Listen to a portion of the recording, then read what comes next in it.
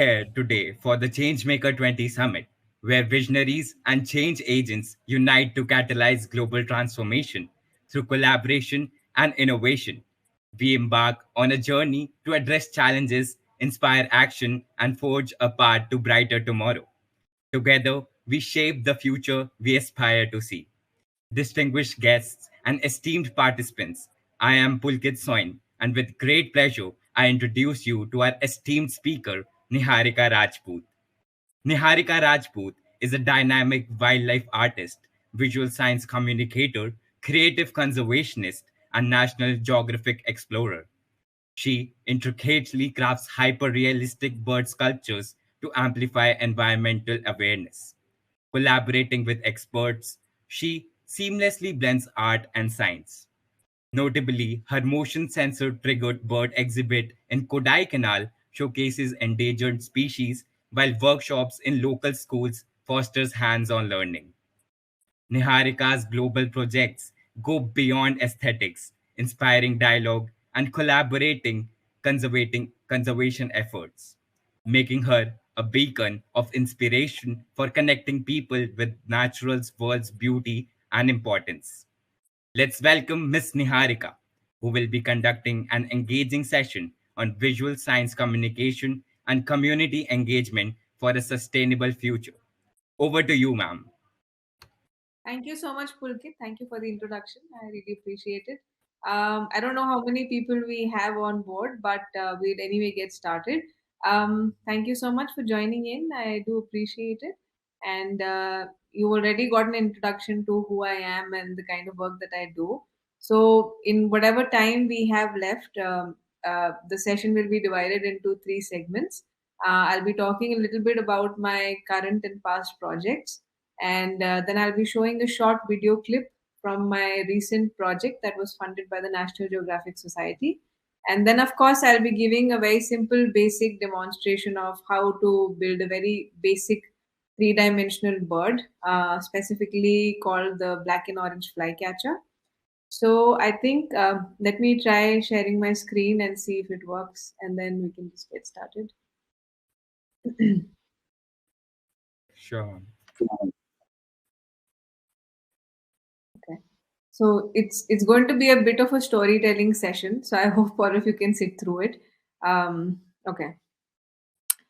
Decorated in the hues of warm brown and black, engineered to fly, I sit here upon a rock, with dark clouds looming over my head. I'm wondering about my future, the future of my family.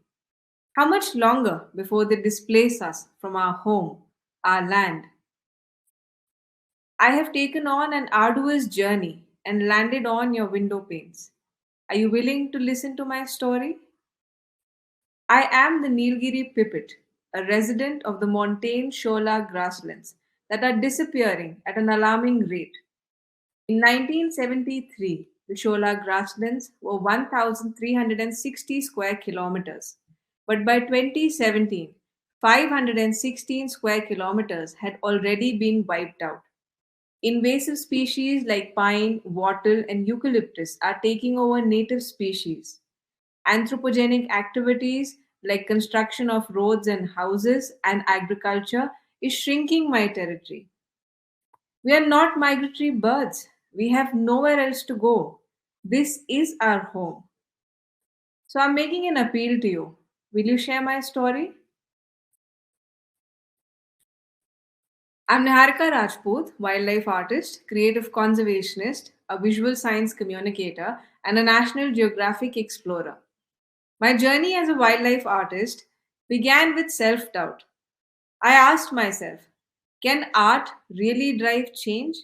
Can it really inspire young minds? Can it influence communities to take action? Here's a picture of Guru Prasad. After this workshop that I conducted in Valparai in Tamil Nadu in southern India, he walked up to me and handed over a small piece of paper. And on being asked what was in the paper, he responded, Akka, this is my autograph. One day I'll be a world famous wildlife photographer. There have been many Guru Prasads who've reached out to me in the last couple of years expressing their interest in wildlife and ecology.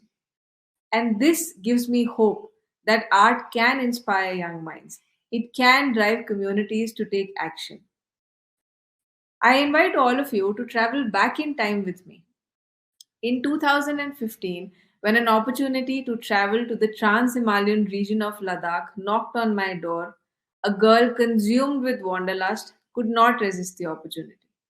So there I was at Bakula Rinpoche Airport, heavily clad, oxygen levels falling at 11,000 feet, and Om Mane Padme Ho playing in the background on repeat.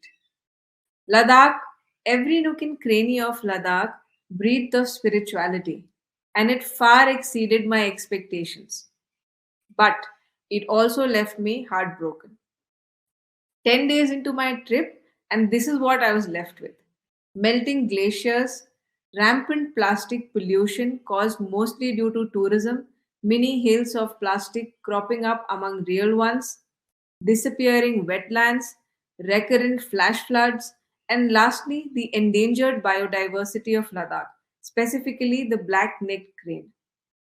I found myself staring at a small hill through my bedroom window, weeping profusely. The only whisper that I could hear in my ear was a choked, enraged whisper. How could we let this happen? And it was only very recently that I came across these two terms, climate anxiety. And it took me back to this very moment. And I realized that I have been a victim of climate anxiety. So in 2016, I went back to Ladakh determined with my first grant from Ashoka Trust for Research in Environment and Ecology. I collaborated with Ladakh Arts and Media Organization and conducted multiple workshops across Ladakh in different schools, introducing students to the concept of visual science communication through art and also teaching them how to go on different bird watching trips using bird guide books and binoculars and recording their findings on apps like the eBird app. Eventually, promoting and propagating the idea of citizen science and turning them into bird sleuths. These are some images of the workshops that I conducted in Ladakh. And of course, in 2017, I went back to Ladakh, conducted many more workshops in some of the most remotest parts of Ladakh. And I also put together an exhibit at Ladakh Arts and Media Organization, wherein which I built these three miniature sculptures of the black-necked crane, which soared high at Lamo, and it was seen by a lot of passers by, tourists, and locals alike, and they got to know about what was really happening to the bird and why the numbers were dwindling, and how the feral dogs were eating the eggs of the black neck crane, and of course the construction that's happening, how it disturbs the black neck crane, especially during their breeding period. So all of that information was picked up by a lot of people during this exhibition. So this Art for Wildlife Conservation initiative that I was running in Ladakh snowballed into Ladakh's first ever bird festival. This was in the year 2018, and it was a 7 days long affair. And we planned a plethora of activities during the festival, starting with a musical and theatrical performance on the birds of Ladakh. We also had an art exhibition where we had artists who joined us from across India. And the exhibition was, not only about paintings on the birds of Ladakh, but we also had sculpture, animation, textile art, you name it, it was all there. Moving on, obviously, many more workshops were conducted by different artists in different schools in Ladakh. And this is a picture of me at Puga Nomadic School. So I conducted a workshop with the nomadic children. And after the session, of course, we took them out on a bird watching trip across just opposite to the school. And we were lucky enough to spot a pair of the black neck cranes. We also organized a day long conference where we had the district forest officer and some of the bird experts and ornithologists who've been doing research in Ladakh, and they shared their research papers, told us why the numbers were going down, how global warming was affecting these birds. So again, a lot of information was shared with the local community, things that they were not aware of. And of course, towards the end of the festival, we also managed to put together this permanent installation, which is made out of scrap metal. And it's a 22 feet tall installation of two black neck cranes. And it was made by a local Ladakhi artist named Chimit Dorje. And it still stands tall in Laytown. So if any of you are visiting Ladakh, you still get to see these cranes. So that was the end of the Ladakh Bird Festival, but my work in Ladakh is not over, and I hope to go back and continue my work in Ladakh. So, in 2016, I was awarded an artist in residency program by Kaitani Cultural Center and Allen Brooks Nature Center in Vernon, British Columbia. And this was a 3.5 months long project. And the main focus of the project was the hummingbirds found in the Okanagan Valley. For those of you who don't know, hummingbirds are really small, tiny birds. If you've seen sunbirds in India, it's somewhat like that. So I specifically built three sculptures of the hummingbirds, namely Calliope, Rufus, and Black Chinned. And I got an opportunity to work with members of the Okanagan Naturalist Club. Now, these ladies had been banding these hummingbirds for many years and tracking their migratory patterns and studying these hummingbirds in general. So, of course, as part of the project, I conducted some workshops with children from the local community. And towards the end of the project, we put together a day long program where we not only had the sculptures on display and I spoke a little bit about my work, but we also had members of the Okanagan Naturalist Club come in and display some of their equipment. You can see in this image that there is a hummingbird feeder and they had the hummingbird bands, and they also had the hummingbird trap on display. And so these members of the local community had no idea as to how it's all done. And the session that they took for these people, it was so interesting because they gave out all the important information, like what kind of plants to grow in your backyards to attract more hummingbirds, or how to prepare the hummingbird nectar, or where to hang the hummingbird feeder, and also how to differentiate between a male hummingbird and a female hummingbird, or an adult and a juvenile. So a lot of important information was thrown around, and I think people learned a lot from this project, and overall it was definitely a huge success. So these are the three hummingbirds that I built. The image is not very clear, but yeah, that's how small the hummingbirds are. They're life-sized sculptures of the hummingbirds. Moving on, I've been working with many wildlife organizations, forest departments, nature interpretation centers, and schools. This is just an image from one of the workshops that I conducted at WWF New Delhi, and the workshop was on the house sparrow. Now, the house sparrow is the state bird of New Delhi, or rather, it was named the state bird of Delhi in 2012 by the then Chief Minister, Mrs. Sheila Dikshit.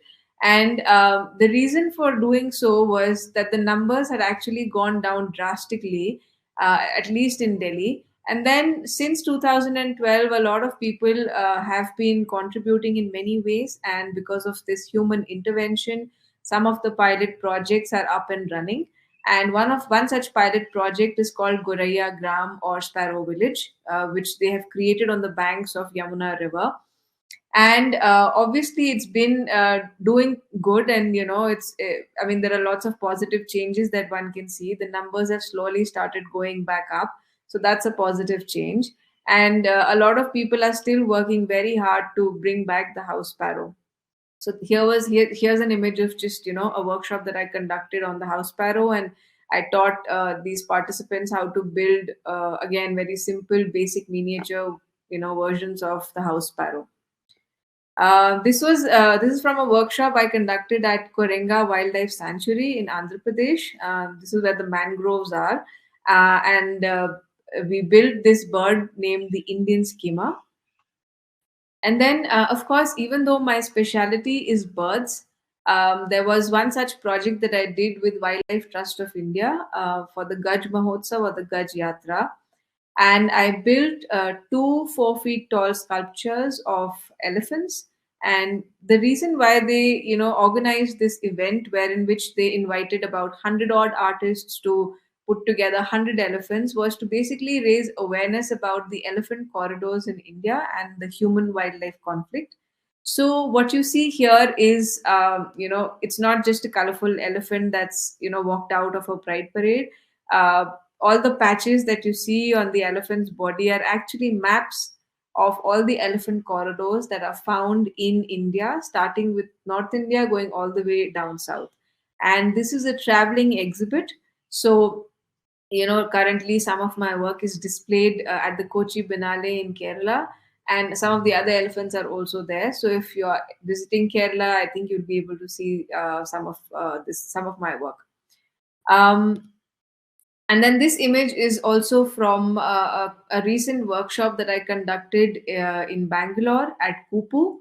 Kupu is a festival for climate action, and I taught them how to build the black and orange flycatcher. And it was quite an interesting sort of a session because it was an amalgamation of students and we had adults also. So it was very interesting to discuss with them the project that I was currently working on.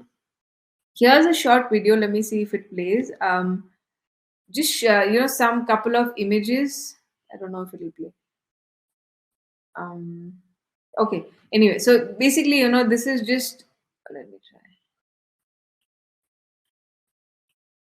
So I conducted multiple workshops in Kodaikanal, where I'm coming back from now, and about 10 odd workshops that I conducted in different government and government-aided schools, and I taught them how to build these shola birds. So you'll get to know a lot more about the project that I did for the National Geographic Society. So just to give you a little bit of background, in 2021 I got my grant. Late 2021 I got my grant from the National Geographic Society, and for the past 1 year I've been working on this project, putting together this permanent motion sensor triggered exhibit of 12 species of birds found in the Shola Sky Islands. These birds are extremely unique, and they're losing their habitat at an alarming rate. And the video that I'm going to play will put together why, like, you'll get to see why we did this project, what was the purpose behind it, and how it was well received by people. So I'll not talk too much about that, and I'll pause my presentation here and share the video. I'm Niharika Rajput, wildlife artist, creative conservationist, and a National Geographic explorer. As my current National Geographic project, I've put together a permanent motion sensor triggered exhibit of 12 species of birds found in the Shola Sky Islands. These birds are extremely unique as they do not fly from one mountain top to the other. Pleistocene, a geographical epoch, led to fragmentation in the Western Ghats. Because of this fragmentation, the valleys became too deep and wide, and also because of the climatic fluctuations, these birds evolved in isolation. And unfortunately, they're losing their habitat at an alarming rate. Here's a quick glimpse of the exhibit, which is permanently installed at Center for Environment and Humanity, Kodaikanal, Tamil Nadu. I specialize in building carefully handcrafted, hyper realistic sculptures of birds, and each one is made out of paper, wire, and regular epoxy. 90% is paper, 5% epoxy, and the remaining 5% wire. Wire is used for the armature and epoxy for the facial features and legs. It is a time consuming, repetitive, and tedious process and requires a lot of patience. In creating the habitat, I tried to replicate the grasslands and shola forests. All the mounds were made out of papier mache clay and covered in static grass. I also built a rock out of papier mache clay for one of the birds. To replicate the shola forests, I used reindeer moss, branches, and black stone flower, which is a lichen. Reindeer moss, lichen, and static grass is readily available online for various projects. Let me show you some behind the scene videos of how I put together this exhibition. I start by sketching out all the details, the wing feathers, tail feathers, and a basic outline of the bird's body. If I'm doing a life size version, then I usually keep all the measurements in mind before I start sculpting. the wingspan, length of the tail and beak, and also the tarsus. If I'm doing a miniature or an enlarged version, then I increase or decrease the measurements in right proportions. Then I move on to the armature. I use wire to sculpt the body of the bird and stuff it with old newspaper. It has to be packed tightly so that the armature doesn't collapse. I simultaneously weave thinner galvanized iron wire to keep the structure together. I then cover the entire armature with thin strips of paper using an adhesive to get an even surface to work with. Only the facial features and legs are made using regular epoxy. I work with different GSM sheets for different projects. I start by coloring the sheets, giving them the desired base coat required for the project. Then I start cutting out the feathers using a pair of scissors. Each feather is then glued onto the bird's body. This is a lengthy and repetitive process. Once all the feathers are in place, then I paint them realistically using acrylic paints. Once the bird is ready, then I choose an adequate perch for it. I attach the bird to the perch by using adhesive. I then build the claws using regular epoxy and finish the legs. Moving on to the mounts that I created to replicate the shola grasslands, they were created out of paper and paper mache clay. I built these on a wire mesh base covered in paper mache clay and then stacked it with newspaper balls, giving it the desired shape. Once I was happy with the shape, I covered it with masking tape to get an even surface. Then I prepared multiple batches of paper mache clay using toilet paper, joint compound, and adhesive. A thin layer was applied evenly on all the mounts and they were left to dry overnight. Once all the mounts dried, I painted them green as a base coat and covered it with static grass. There are two methods of doing so. One is to use a static grass applicator, and the other is to buy static grass mats which are readily available online. I used a combination of the two for this project. Now it was time to assemble everything. The perches with the birds were installed along with the grasslands. Then came the creepers, moss, and lichen to replicate the shola forests. Here's the rock I made out of paper mache clay and covered it with moss and lichen. It took 1 year to create this tactile experience of being in the Shola Sky Islands, but within a human realm, a safe and secure environment. At the very core of this particular project and my work in general is visual science communication, trying to bridge a gap between science and communication and simplifying it for the larger audience. As a wildlife artist, I try to realistically replicate nature and wildlife. In addition to this immersive experience, I'll be conducting multiple workshops in different schools in Kodaikanal and training these students how to build these shola birds, and also taking them on various bird watching trips through an active collaboration with CEH.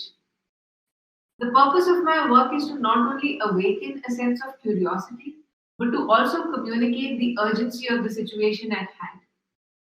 The very foundation of my work lies in the hope that these issues will be investigated and advocated for at a more cerebral level in terms of policy making.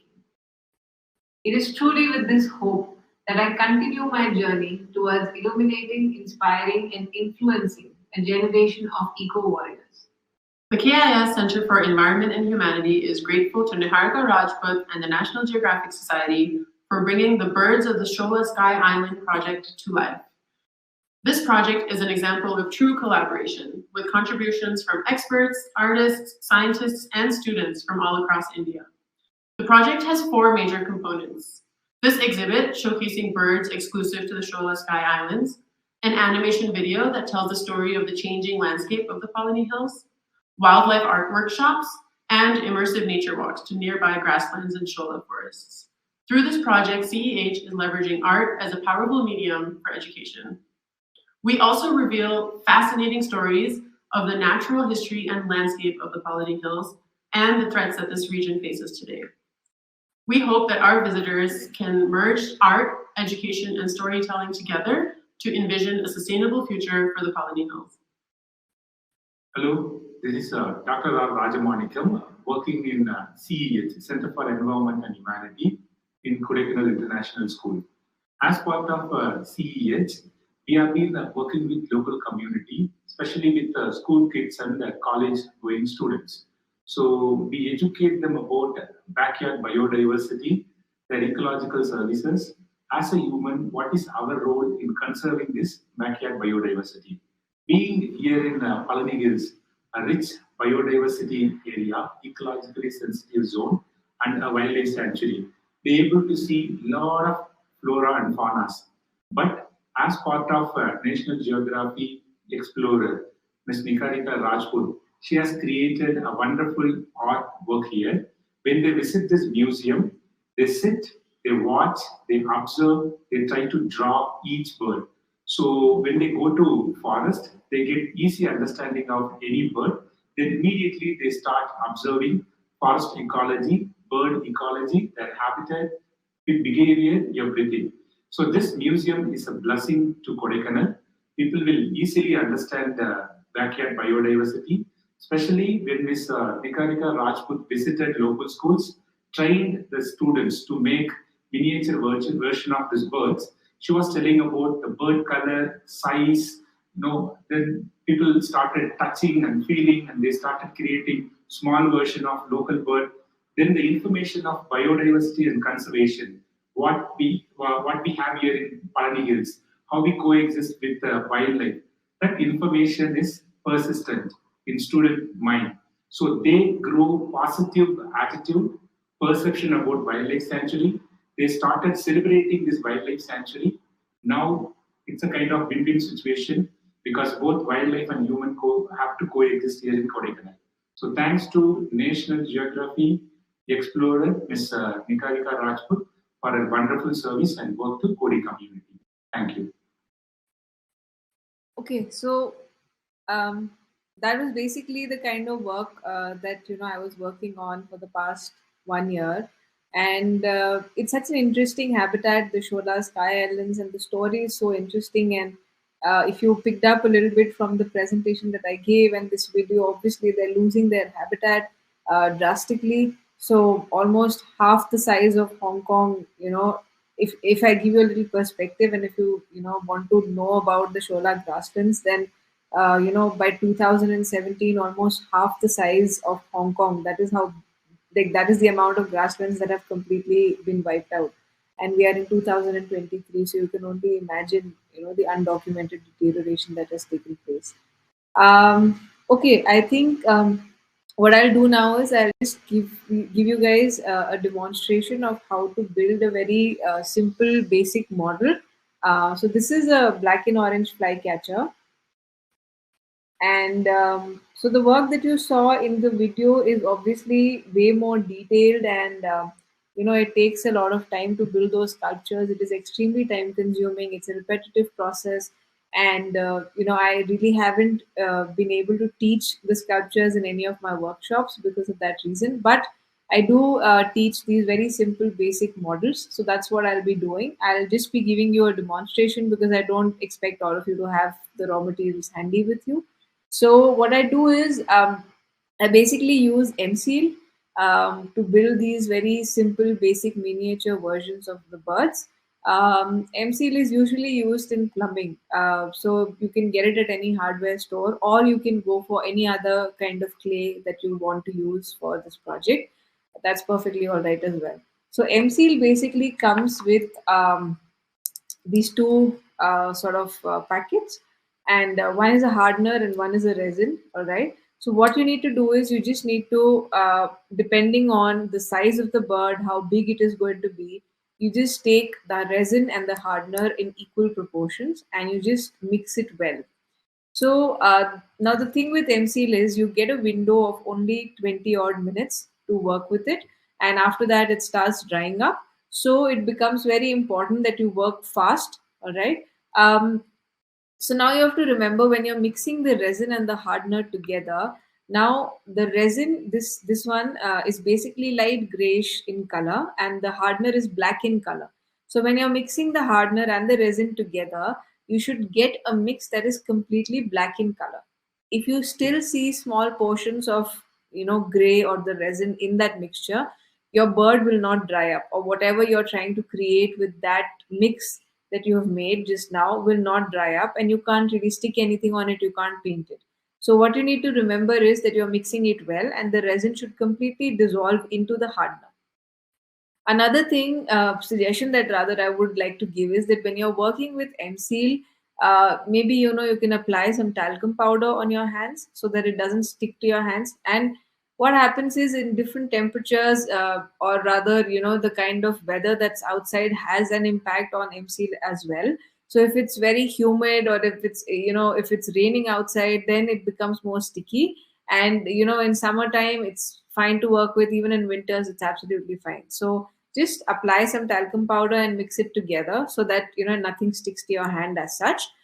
And once you're done with that mix, you just roll it up into a ball. Okay, and what we try to do is, so this is basically what we have to create. All right. So when you basically have a ball of M-Seal in your hands, what you need to do is, there are a few things to remember when you are trying to sculpt a body like this. You need to keep rotating that ball between your fingers. All right, and you have to make sure that you're not applying too much pressure on two sides. Otherwise, whatever you're trying to build will become flat. So the best way to work with it is, when you're working with the ball, just keep rotating it between your fingers, and you start with the beak of the bird. So when you have a ball in your hand, just with your index finger and your thumb finger, just try to gently work on the ball and just push it out a little bit. All right, you need to be very patient when you're working with clay or M-Seal, any kind of clay or M-Seal, because once you pull out too much, it becomes difficult to push it back in. So you have to be really careful and work with it gently. All right, and you have to apply equal pressure on all sides and slowly pull it out and get the beak right. All right, so basically, essentially, when you're trying to sculpt a body of the bird, you have to try and look at the silhouette form of that particular bird. You need not get into the anatomy or the morphology of that bird. You just need a basic outline, a basic structure outside. Okay, so once you're done with the beak, we look at the head, and you just look at the shape of the head. How rounded is it, how flat is it? Sometimes the birds will have a crest, so you need to look at that, and sculpt accordingly. So in this case, it has a sort of a round as well as a flat head. Okay, so you try to sculpt that. So when you have the ball in your hand and you have the beak ready, then gently with your fingers, all of them, just try to sort of narrow it down and trim it down here, and then you can keep giving it shape. And then you can just apply some, so wherever you need to create this sort of a depression, this sort of a curve, basically, you just need to apply pressure in here, okay, with your finger, and then automatically you get a rounded body like that. I don't know how clearly you guys can see this. So then you get a rounded body like that. All right, so basically you have to work with it for about 20 odd minutes, and till the time you're not happy with the shape. If you pull it out once and you're not happy with the shape, just push it back in, roll it back into a ball, and start working on it again. Basically, what you need to remember is, you only have a window of 20 minutes, so you have to try and finish it within that time frame. So once you're happy with the body that you have constructed, what we do is we make, you can see there are two holes here. So we basically make two holes, two big holes right here for the legs, and then two smaller holes right here for the tail. All right. So you can use a needle or any sharp object to create these holes. All right. The holes for the legs should be deep enough and open enough, because we'll be inserting a lot of wires, and the ones for the tail need not be very big, they can be small, but they should be open enough, because we'll be inserting only one piece of wire. So that is basically how your body should look like. One second, yeah. Now, so the next step is, so I basically use this galvanized iron wire, the thin wire. You can get it at any hardware store. There are different versions of it. You can get it in iron, you can get it in brass, copper, but I prefer using iron. So what you need to do is you just need to cut out about 8 pieces of wire for one leg and another 8 pieces of wire for the other leg. So what we do is we basically, now this is another piece where I've just put it together for demonstration. So I've inserted in one hole. I have here 8 pieces of wire, and then I have this sort of an elongated U shape for the tail. So this will provide inner structure for the tail. That is why we have it in place. Okay. So now why do we have 8 pieces of wire here?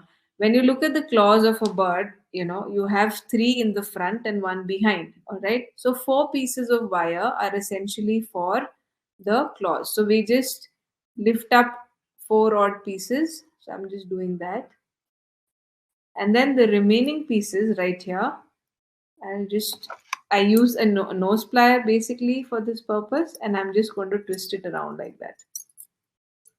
So these are the remaining pieces of wire that I'm just putting together. Now this sort of an extension that we have can basically be used to attach the bird to any perch. If you want to hang it somewhere, you can just wrap it around, or if you want to insert it into um, a sort of a wooden log that I've created out of MCL, you can do that. So this becomes your extension, and then these become your claws. So what you have to do is you just have to use a pair of scissors and you have to trim this down.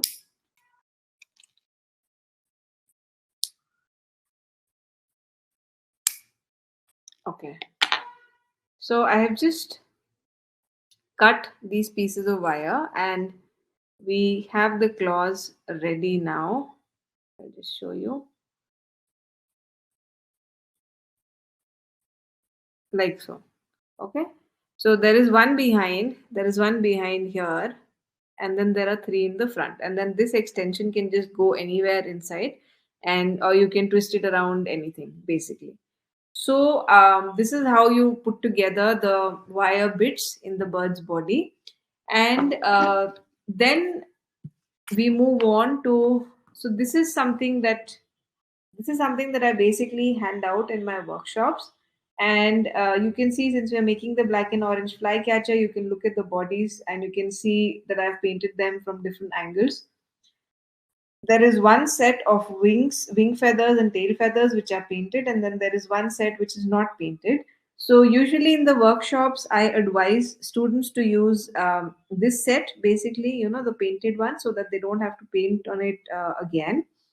But if you feel like you want to really get down to it and you want to paint, you can use the other set, which is this one, and go for it. And this is basically an extra set for you to work with. So what we do is we cut out these wing feathers and the tail feathers, and I have cut out two sort of sample pieces here, so I just want to show you um, how exactly we work with them. So these are the two tail feathers that I have, and what you are supposed to do is you can just put fevicol on the inside right here, and you take the bird and you just stick it on top right here. So one piece of tail goes on the top. The second piece of tail, again, you apply fevicol here all the way down, spread it out evenly, and you just put it underneath this tail. So if you can see, this is our wire in between, right? And you just have to stick the two pieces of tail feathers together like this, and it should be stuck to the bird's body. So let me just hold it up like this.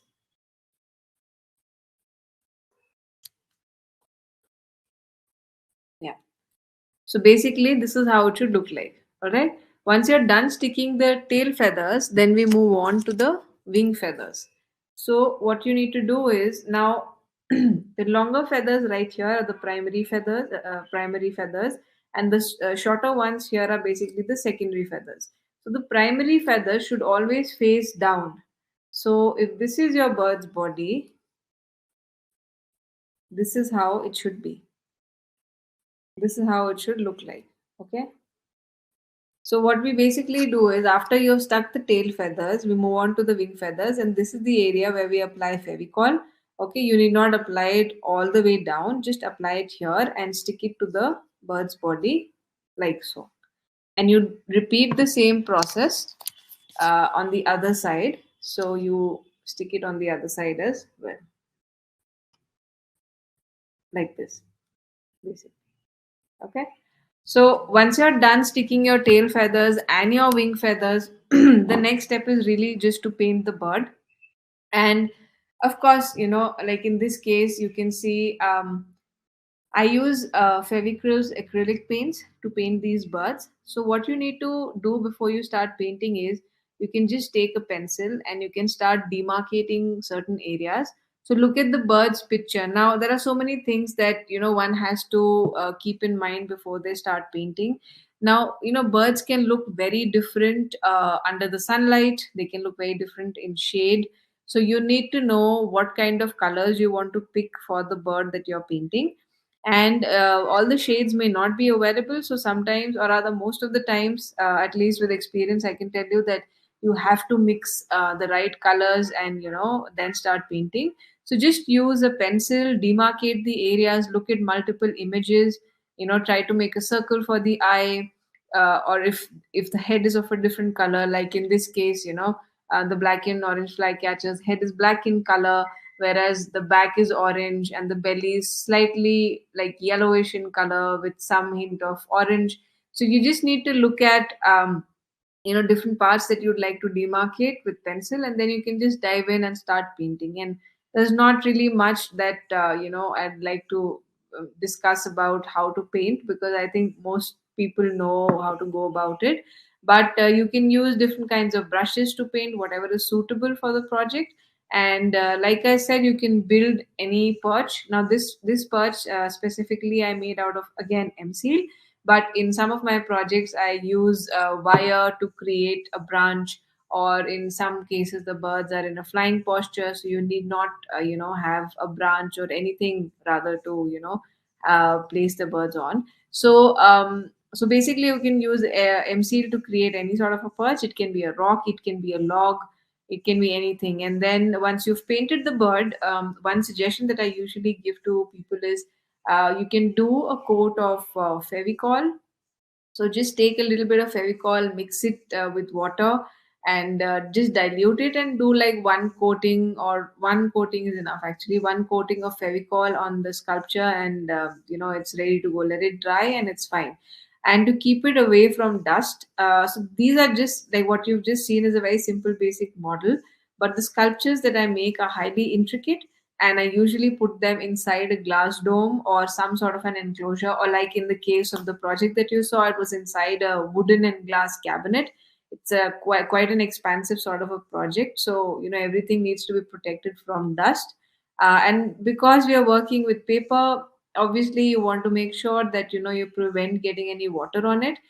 So these are the only two things that you need to be careful of. And if you can keep them away from dust and water, then it's very durable and it lasts for a lifetime, and nothing really happens to these sculptures. I've had sculptures like one or two pieces that I created, which I have with me for a very long time, and nothing really has happened to them.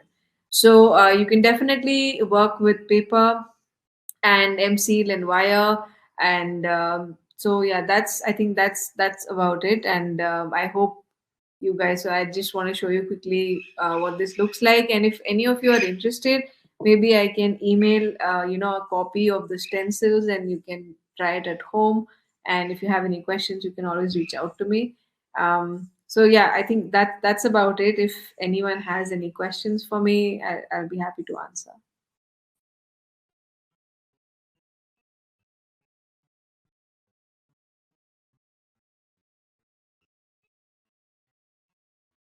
You explained it very well. I guess they don't have any questions, but I want to personally ask, like, how much time you are fully devoted towards this, and what inspires you to change your direction towards this? I mean, I've been doing this for the last 7 odd years now, and I I mean, growing up, because my father's from a defense background, we traveled quite a lot. We were in different places, and when you are in cantonment areas, there's so much forest and so much biodiversity. And I would always, step out in the middle of the night collecting fireflies, or just, looking at spiders weaving their webs. I was just very curious about wildlife in general. So birds obviously are something that really intrigued me. And the first bird that I ever saw as a child was a white-throated kingfisher. So I was really curious to know how birds fly, or how they look the way they look, how come they have such colorful feathers and things like that as a child.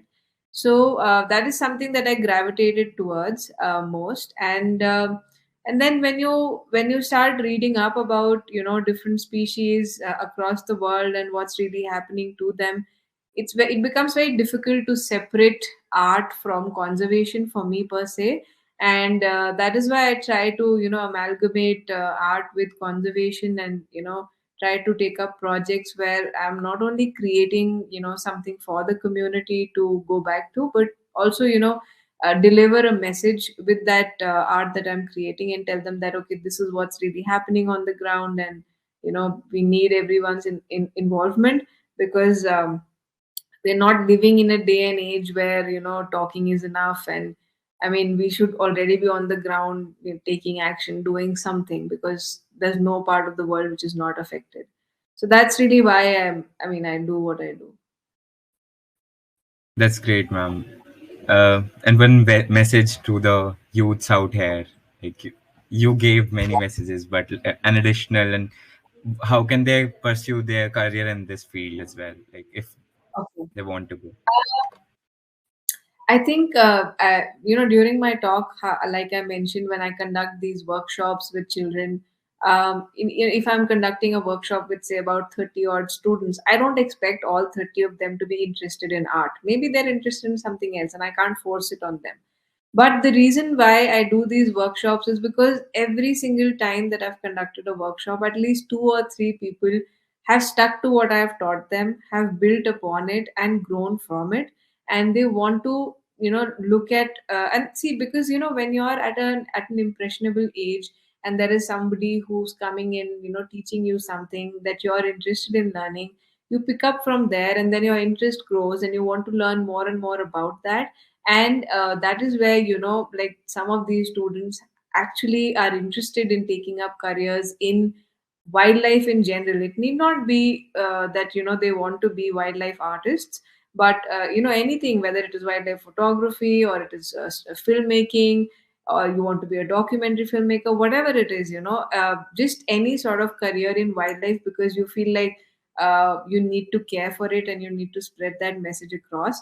So even in these workshops, when I go out and teach these kids how to make these models, it's not just about the building process, but we also take them out on bird watching trips. So essentially, when you're walking around, you may not notice the birds around you, as much as you would if you're specifically going on a bird watching trip. If you have a binocular in your hand, if you have a bird guide book, if you can name that bird, if you can see the colors of that bird, then you want to learn a lot more about that. So that is from where you actually can sort of pull in traits of wanting to be a citizen scientist, or someone who's contributing to all of this in reality. So I think the one message that I would really like to give to the youth of today is that unfortunately, we're living in this Anthropocene age where human activities are doing so much damage and causing so much destruction all over the world. And obviously, there are a lot of people who are involved in many activities, and they're trying to do their best. But what I want to say is that the biggest tool that we have in today's day and age is the internet. And everybody should use these platforms very sensibly and with a lot of wisdom, and use it to actually get the word out, spread the message, influence stakeholders, and help in policy making, because eventually the decisions have to be made by higher authorities for things to change on ground. We can always start our movements, we can do protest marches, we can do a lot of things, but um, the eventual solution will come from government bodies. So I think it becomes very important for everyone to join in and join hands together, because like I mentioned earlier, we're living at the cusp of time, and things have really gone down badly. And if we don't do anything about it now, if we don't really start working together now, it's probably it's going to end badly. So I think, yeah, that's what I'd like to say. Yeah. There's no question from anybody in the attendee section. This one. So if you want to add on something, or if we can end the session. Um, yeah, I think I covered everything I wanted to. Um, well, if I mean anyway, you're recording this session. If anybody has seen the process or wants to learn maybe more of how to put it together, they can always reach out to me via email, or I'll be happy to help, or tell them what to do or go about it. So, yeah. Thank you. So, I extend my heartful thanks to Miss Niharika for her valuable insights, enriching our understanding and inspiring our future endeavors. Your contribution has made this session truly impactful, ma'am. Thank you once again. Thank you, Pulkit. Thank you for having me.